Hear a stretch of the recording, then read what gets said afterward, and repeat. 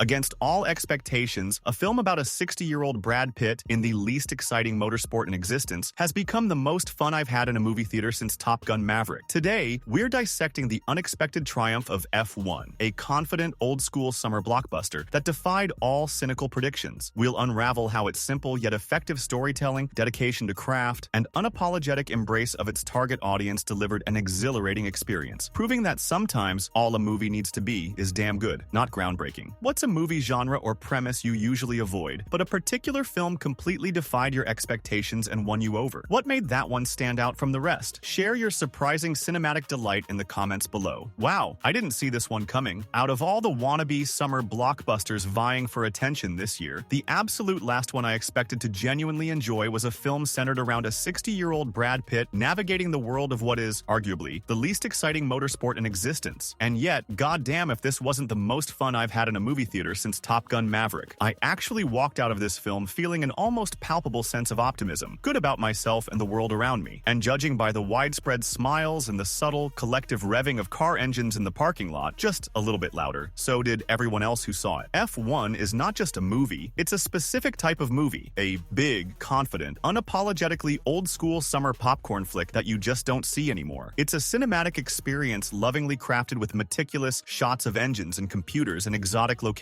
The film is packed with action-packed races and big, spectacular crashes, punctuated by intense rivalries and hard-won friendships. It delivers the timeless narrative of grizzled old veterans going head-to-head with brash young rookies and refusing to back down. Crucially, instead of serving up the usual generic, corporatized slop that tries in vain to appeal to everyone and satisfies no one, F1 demonstrates a profound understanding of its audience. It knows exactly who and what its audience is, and it's happy to cater to them. The movie's narrative centers around Sonny Hayes, portrayed by Brad Pitt, a character introduced as a one-time Formula One prodigy. His promising career was tragically cut short after a bad crash that almost ended his life back in the 90s. Following this near-fatal incident, his life, predictably, kind of spiraled out of control. In the present day, Sonny is depicted as a gun for hire, traveling from race to race, throwing himself into any competition that will merely pay the bills. This transient, unfulfilling existence continues until he's approached by his old friend and former teammate Ruben. Ruben extends an unexpected offer. He wants Sonny to come out of retirement and race in his struggling F1 team, Apex. The team is in dire straits, consistently coming dead last in almost every race. Their future hangs precariously in the balance. If they don't turn things around by the end of the season, they're going to be sold off. Sonny, with a discernible reluctance, agrees to help. However, his return is swiftly dismissed as a publicity stunt by the racing press, and, more pointedly, by his young, ambitious fellow driver, Joshua Pierce. Joshua views Sonny as nothing more than a washed-up relic of a bygone age, a dinosaur in a rapidly evolving sport. The inevitable clash of egos and generations quickly ignites, with the rivalry spilling directly onto the track. In their very first race together, their clashing ambitions lead to a collision, taking each other out in a spectacular, profanity-laced display of mutual destruction. Fuck. Despite the explosive start to their partnership, a curious dynamic begins to emerge between Sonny Hayes and Joshua Pierce. The more they are forced to work together, the more Sonny's invaluable, hard-won experience and unconventional approach starts to reap rewards. Apex, against all odds, actually begins to move up the rankings, defying the cynical expectations of the racing press and their rivals. This newfound success, however, doesn't quell the underlying tensions. Instead, rivalries and resentments continue to simmer within the team, fueled by the intense pressures of the sport. Men and machines alike are pushed to breaking point, battling not just on the track but also against unseen forces. Adding a layer of intrigue, corporate forces inside the team conspire against them, creating internal sabotage that threatens to derail their fragile progress. The central question of the film then becomes a classic underdog narrative. Can the two men learn to put aside their differences and work together to finally get that podium finish? The plot I'm describing, as many will quickly recognize, probably sounds pretty familiar, a direct echo of films like Top Gun, Maverick, or, indeed, almost any racing movie ever. This is not accidental. The film was directed by literally the same guy who did Top Gun Maverick, Joseph Kosinski. And what can I say? Joseph Kosinski's figured out what works, I guess. This intentional familiarity is a strength, not a weakness. I don't need every new movie to reshape the landscape of film forever. I just need it to be fucking good. And here's the thing. F1 absolutely is. F1 delivers a simple but effective story about rivalry and friendship forged through adversity and the passing of the torch from one generation to the next. It embraces the archetypal characters we know and love, the cocky, ambitious young rookie out to prove himself, and the aging hero hero risking it all for one last shot at glory. There's nothing inherently new here, nothing here that you haven't seen before, yet this familiarity does not diminish its appeal. In fact, that doesn't make it any less enjoyable to watch, precisely because it's been done by people who actually give a shit. Imagine that in 2025. Sonny and Joshua's dynamic is perfectly calibrated. They neatly balance each other out, ensuring neither man pulled down or undermined just to elevate the other. Damson Idris does a great job capturing Joshua's conflicted feelings towards his teammate and himself. Joshua is portrayed not as a shallow antagonist, but as a complex guy still struggling to figure out who he is and what he's worth. As the movie progresses, audiences genuinely find yourself rooting for him. Sonny, on the other hand, is rendered with profound respect. He is a man at the end of his career, yet still determined to prove himself despite his age, haunted by the specters of his past failures. It's so refreshing to see movies that treat aging characters, especially male ones, with actual respect. Far too often, modern Hollywood transforms them into pathetic scapegoats for imaginary injustices, their sole purpose being to shut up, sit down, and move aside. In the hands of a different creative team, one can easily imagine Sonny being written as some arrogant, out-of-touch dinosaur, and a clunky example of toxic masculinity, perhaps even ironically, probably played by Pedro Pascal. But F1 avoids this tired trope, allowing its seasoned protagonist to embody wisdom and grit. And let's be absolutely clear, this is absolutely Brad Pitt's movie. He dominates every second of screen time like the seasoned pro he is. The man is defying the laws of nature. I don't know what kind of pact this guy's made with the devil, but he somehow seems to be aging in reverse. Seriously, how the F is this dude in his 60s? People often point to Tom Cruise as the last true movie star, and if Pitt sometimes gets overlooked, it's primarily because he's never really had a big franchise or series that he could call his own, likely through choice, if I'm honest. This is a real shame though, because whatever particular combination of talent and charisma turns you into a movie star, he's absolutely got it in spades. On a technical level, the film is superb. I really can't fault F1. The racing sequences are superb, making heavy use of real-life tracks, events, and well-known figures in the sport to add to the realism. It's a genuine pleasure to see Günther Steiner in there. Seriously, look up some of that guy's interviews. They're hilarious. How do you sum up your season then this year? It's one short word: F. My biggest apprehension going into F1 was the inherent accessibility of the sport itself. Formula One racing, by its very nature, isn't always digestible for the average person, especially Americans. The perception is often that the cars on the track go round and round, making it too clinical, too precise, too dominated by impenetrable rules and regulations to make for compelling drama. However, this movie masterfully overcomes most of those problems by working within the constraints of the sport instead of trying to ignore or rewrite them. It cleverly focuses on Sonny and Joshua, exploiting loopholes and technicalities in each race to give them a tiny advantage in a sport where tiny advantages ultimately have a massive impact. The film also acknowledges the crucial, often overlooked aspect of real F1 teams, the expected cooperation between the two drivers, where one often expected to sacrifice position and opportunities to give the other a better chance. And yes, this movie definitely plays fast and loose with how much shock they could actually get away with, but that's precisely the point. What the fuck? If you want a documentary about F1 racing, go watch Drive to Survive. If forced to pinpoint any flaws, I'd say that the runtime is a bit excessive. At 2.5 hours, it feels kind of bloated for the amount of plot that's actually going on here, and the transition from the second to third act takes longer than it should. While I was never bored exactly, there were moments where I did start to wonder when the movie was going to kick into high gear again. Oh fuck, I'm doing racing metaphors now. If you're finding this deep dive into the unexpected thrill of F1 as exhilarating as a pole position lap, make sure to hit that like button and subscribe. We're constantly dissecting the biggest and most surprising moments in cinema, ensuring you're always in the know. Your support helps us continue bringing these compelling reviews to light. The more I reflect, the more my opinion of guys like Jerry Bruckheimer is improved. Say what you will about the bloated, macho excesses of the 80s and 90s, but fucking me, that guy understands his audience and knows how to make movies for them. F1 stands as a perfect example of this philosophy. It is unapologetically a film made by and for men, because that's the target demo for any motorsport movie. In a modern Hollywood landscape that has practically bankrupted itself trying to turn male-oriented brands with universal appeal into girl brands with zero appeal, figures like Bruckheimer possess the balls to just stand there and say, "Fags off. I'd rather make a movie that some people can enjoy than generic slop that nobody enjoys." And you know what? A part of me wonders if F1 might actually turn out to be the dark horse in the box office race this summer. Personally, I initially envisioned a three-way battle between Jurassic World, Fantastic Four, and Superman. But considering the strong reviews, the great word of mouth, and the fact that even my local cinema was packed out, I'm now wondering if F1 might just give them a run for their money. And if so, I'm fucking here here for it. This film, right here, is exactly the kind of film I want to see more of. Not another soulless remake or cash grab sequel, but an original film that tells its story, tells it well, and just like its main character knows exactly when to ride off into the sunset.